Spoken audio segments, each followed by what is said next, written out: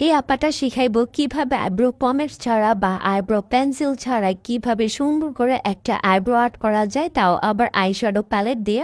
তো এটা আসলে অনেক কার্যকারী একটা হ্যাক, যদি এই হ্যাকটা পারফেক্টলি হয়। তো আমি আগে ফার্স্টে ট্রাই করে দেখি, তারপর হচ্ছে তোমরা ট্রাই করো। যদি আমি ঠিকঠাক মতন পারি তাহলে অবশ্যই তোমরাও পারবা। তো প্রথমত একদম ডার্ক শেডের একটা আইশ্যাডো নিয়ে আমি একটা ব্রাশের সাহায্যে সুন্দর করে অ্যাপ্লাই করে নিচ্ছি। তো আপুটা একটু মানে ব্রাউন শেডটা নিয়েছে, বাট একটু গ্রে গ্রে বা ব্রাউন ছিল, বাট আমি একদম ডার্ক ব্রাউন শেড নিয়েছি। আমার কাছে মনে হয় আমার স্কিন শেডের সাথে এই শেডটা পারফেক্টলি যাবে।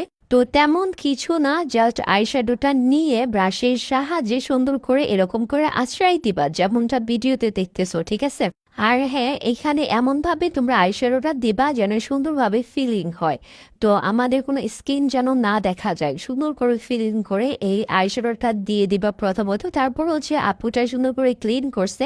আমার মনে হয় যে ক্লিন করার প্রয়োজন নাই, কারণ আমার প্রোডাক্টটা এত ছড়াই ছিটাই যায় নাই, তাই আমি ব্রাশ করে শুধু কনসিলার দিয়ে আমার আইব্রোটা শেপ দিয়ে দিব।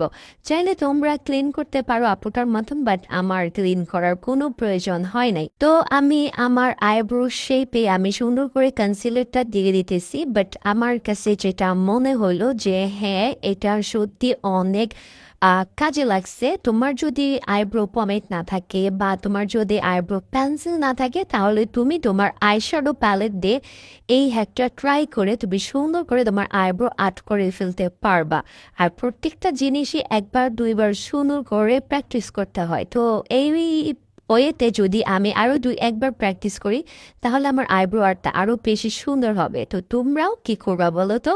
দুই একবার প্র্যাকটিস করে তারপর হচ্ছে দেখবা যে তুমি খুবই সুন্দর করে আইব্রো আর্ট করতে পারছো। তো এই হ্যাকটা অবশ্যই ট্রাই করে কমেন্ট করে জানাবা যে তোমাদের কাছে আজকে এই হ্যাকটা কেমন লাগছে। তো বাই বাই।